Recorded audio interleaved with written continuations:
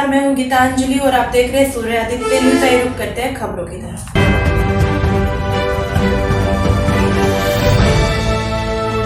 लखनऊ में अखिलेश यादव ने की प्रेस कॉन्फ्रेंस। समाजवादी पार्टी में बड़ी संख्या में सदस्यता ले रहे हैं लोग और अखिलेश यादव ने बीजेपी पार्टी पर लगाए गंभीर आरोप। बड़ी संख्या में अपने लोगों के साथ आए हैं और बहुत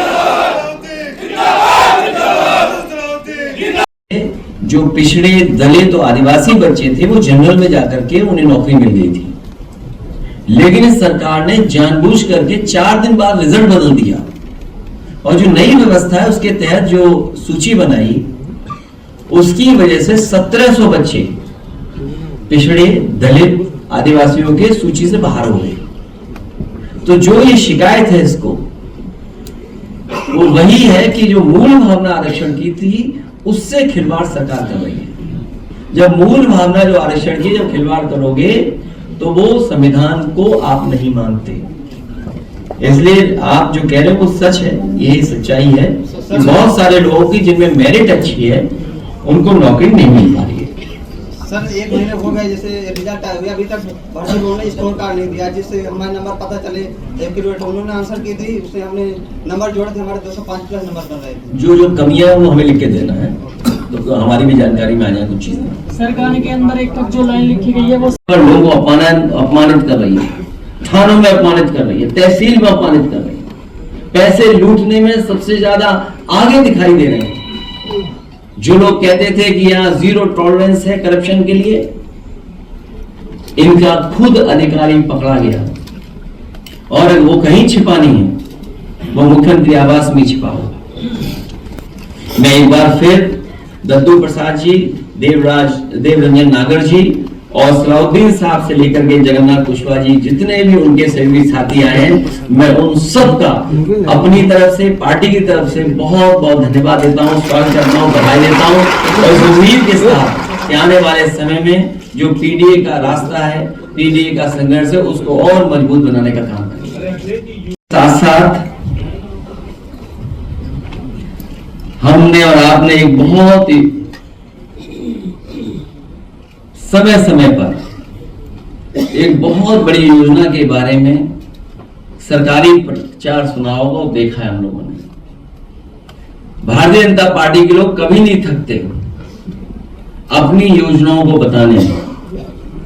आज एक बहुत महत्वपूर्ण योजना मुद्रा योजना, उसके लगभग 10 साल पूरे हो रहे हैं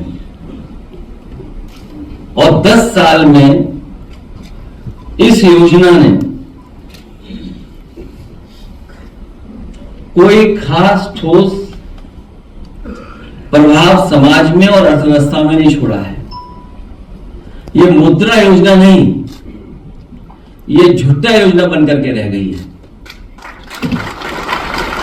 मैं कुछ सवाल जनता की तरफ से या जो सवाल आ रहे हैं मुद्रा योजना को लेकर के, उनको जरूर रखना चाहता हूं। मुद्रा योजना की पहली 10 की पारी होने पर 10 वर्ष के नाम पर निम्नलिखित 10 महत्वपूर्ण, सरल और सीधे सवाल तो जनता भाजपाई से पूछ सकती है और हम लोग भी भारतीय जनता पार्टी से पूछना चाहते हैं, क्योंकि आंकड़े के खेल में कोई नहीं जीत सकता मुझसे। समय समय पर जो आंकड़े सरकार बताती है, लेकिन वो आंकड़े कहां से आते हैं, किस मेथोडोलॉजी से आते हैं, किस तरीके से वो प्राप्त करते हैं, उसकी कोई जानकारी नहीं मिलती है। चाहे जो बड़े बड़े महायोजन हुए हैं उसकी जो आंकड़े बताए गए, वो आंकड़े तो बढ़ चढ़ करके बताए गए, लेकिन जब कभी भी हम और आप लोग सवाल करते हैं कि जो लोग खोए हैं, जिन लोगों की जान चली गई, जो लोग सड़क के आने जाने में जिनकी जान चली गई, उसके जवाब में कोई आंकड़ा सरकार की तरफ से नहीं आ रहा। तो इसलिए मुद्रा योजना को लेकर के क्या सच में 52 करोड़ लोगों को मुद्रा योजना का पैसा मिला? यदि ये सत्य है तो मुद्रा ऋण लेने वालों ने अगर 2 लोगों को भी रोजगार दिया तो पूरे देश में बेरोजगारी लगभग 0 होनी चाहिए। क्या इस तथ्य में कोई डिफरेंस नजर आता है, विसंगति नजर आती है। जब दोनों ही आंकड़े सरकारी हैं तो मुद्रा योजना या बेरोजगारी के आंकड़े में से किसको सही माना जाए? क्योंकि अगर योजना 52 करोड़ लोगों तक पहुंची और 52 करोड़ में अगर एक प्राप्त ने 2 लोगों को भी नौकरी दी है तो सोचो आंकड़ा कितना बड़ा बन रहा है। रूप में बांटा 33 लाख करोड़ रुपया किसके खाते में गया है? ये 10 साल की योजना में कोई छोटा मोटा पैसा नहीं इकट्ठा हुआ है या बांटा नहीं गया, 33 लाख करोड़ रुपया बांटा गया। क्या इन खातों की कभी जांच परख या लेखा परीक्षण या कहीं ऑडिट हुआ है?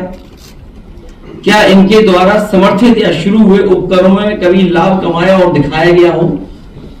क्या सरकार को इनसे कभी इनकम टैक्स प्राप्त हुआ और हुआ होगा तो कितना हुआ होगा? क्या इनमें से किसी ने जीएसटी का रजिस्ट्रेशन करवाया? कि अगर 52 करोड़ लोगों को मुद्रा लोन दिया गया है तो क्या जीएसटी के रजिस्ट्रेशन कराया गया कि नहीं कराया गया? इनसे कुल कितना जीएसटी प्राप्त हुआ? बैंकों को मुद्रा योजना के वितरण पर हुए कुल खर्च और इससे मिले कुल ब्याज के बीच क्या कुछ लाभ हुआ, या ये योजना कुछ अपने लोगों को बैंकों के खजाने से पैसा पहुंचाने का माध्यम मात्र बनकर रह गई है? जवाब जुमलाई सरकार देगी या बैंक? ये जो 33 लाख करोड़ और 52 करोड़ लोगों को पहुंचाया गया इससे लोन का, तो आखिरकार जवाब कौन देगा? सरकार देगी या बैंक देगी? ये बातें मैं इसलिए कर रहा हूं क्योंकि भारतीय जनता पार्टी अपनी नाकामी छिपाने के लिए बहुत सारे फैसले लेती है। अपनी हर योजना की नाकामी छिपाने के लिए कम्युनल रास्ता अपना रही है, कॉन्स्टिट्यूशन को खत्म कर रही है, लोकतंत्र की परवाह नहीं कर रही है, कानून की परवाह नहीं कर रही है। और एक बात और मैं कहना चाहता हूं कि अगर राम जी या सुमन जी के साथ कोई घटना होती है या समाजवादी पार्टी के नेता के ऊपर किसी तरह की कोई घटना होती है तो उसके लिए जिम्मेदार कोई दूसरा नहीं, मुख्यमंत्री खुद जिम्मेदार होंगे, क्योंकि मुख्यमंत्री खुद उस संगठन पे हाथ रखे हुए हैं। जितने भी लोग उसमें दिखाई दे रहे हैं, हालांकि जाति की बात नहीं करनी चाहिए, जातियों की बातें समाजवादी लोग नहीं करते हैं, लेकिन कहीं ना कहीं जाति कनेक्शन भी उन्हीं का उनसे दिखाई देता है। क्योंकि पकड़े कौन? करने वाला वही, पकड़ने वाला भी वही, रिपोर्ट लिखाने वाले अगर जाएं तो सामने वही दिखते हैं। इसलिए अगर कहीं कोई घटना हो रही है, अगर किसी को किसी तरह की अपमान भी होता है तो कि जिम्मेदार अगर कोई है तो मुख्यमंत्री खुद जिम्मेदार हैं, क्योंकि वही बढ़ावा दे रहे हैं। जिस तरीके से हिटलर के जमाने में ट्रूपर्स होते थे, उसी तरीके से इन्होंने एक हिडन अंडरग्राउंड फौज तैयार की है। जबकि ये आंकड़ा इतना सरकारी आंकड़ा, जबकि ऐसा नहीं है। उत्तर प्रदेश में अभी एक कानपुर की फर्टिलाइजर कंपनी बंद होने के कगार पे उसने कहा कि मैं प्लांट बंद कर दूंगा, और उससे भी काफी लोग जो है बेरोजगार हो रहे हैं। बेरोजगारी की जहाँ है प्रदेश में कि सरकार जो है इस पर तवज्जो न देके अपने दूसरे मुद्दों में भटका देती है। जो आप सवाल पूछ रहे हैं, वैसे नहीं कहा, ये मुद्रा लोन भी कहीं न कहीं उन्हीं कारोबारियों के पास पहुंचा होगा। सवाल तो सबसे बड़ा यही है कि अगर 33 लाख करोड़ पूरे देश में और उत्तर प्रदेश में सबसे बड़ा हिस्सा आया होगा, और उत्तर प्रदेश में एमएसएमई सबसे बड़ी संख्या में है, यही हमारी इकोनॉमी को सपोर्ट करती है इंडस्ट्री, और यही सबसे ज्यादा रोजगार और नौकरी देने का काम करती है। अगर उसी इंस्टीट्यूशन को ये खत्म कर रहे हैं और इनकी गलत नीतियों के कारण हो रही हैं, तो उसी को छिपाने के लिए कम्युनल रास्ता अपना रहे हैं। और जब से ये अयोध्या हारे हैं तब से ये और कम्युनल होते चले जा रहे हैं। अखिलेश जी ने आपत्तिजनक टिप्पणी किया, आपका क्या कहना है? हालांकि अगर वो सुने तो ज्यादा अच्छा लगेगा। अखिलेश जी अगर हम लोग उनकी टिप्पणियों को सुने, मैं तो कहूंगा कि अगर पूरा वीडियो किसी के पास हो तो थोड़ा समय लगेगा, तब तक वो हम लोग अपलोड कर लें या उसको यूट्यूब से निकाल लें। मैं कहूंगा कि वो जो जहां से अरविंद केजरीवाल जी का शुरू करती हैं वो, क्योंकि ये सुनना जरूरी है, ये कॉन्फिडेंस या इस तरह की भाषा देने के लिए जो कॉन्फिडेंस मिल रहा है वो आखिर कहां से आ रहा है।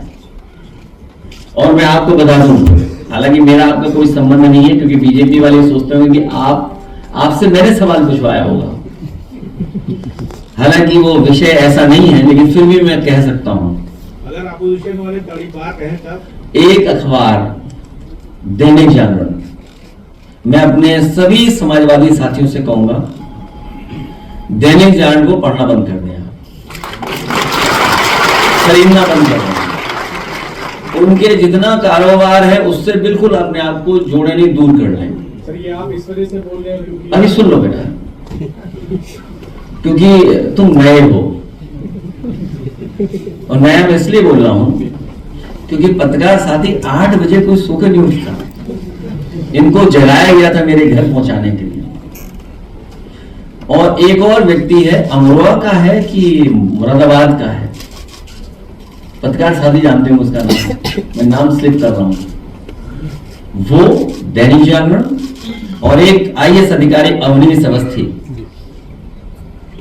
मुझे कोई संकोच नहीं है, एक IAS अधिकारी अवनीश अवस्थी, उनके इशारे पर, मुख्यमंत्री के इशारे पर, ये जो टर्म आज मुख्यमंत्री यूज कर रही है, जो आप सवाल मेरे से पूछ रहे हो, इस सब ने मिलकर ये साजिश रची थी।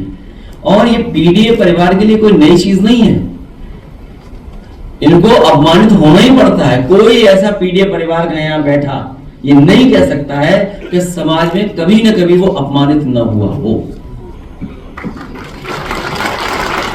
उन्हें अपमानित होना ही पड़ता है। ये हम लोगों की लंबी लड़ाई है, और एक कोई मनु गड़बड़ाए थे, उन्होंने ये व्यवस्था की जिसकी वजह से हमें आज भी अपमानित होना पड़ रहा है।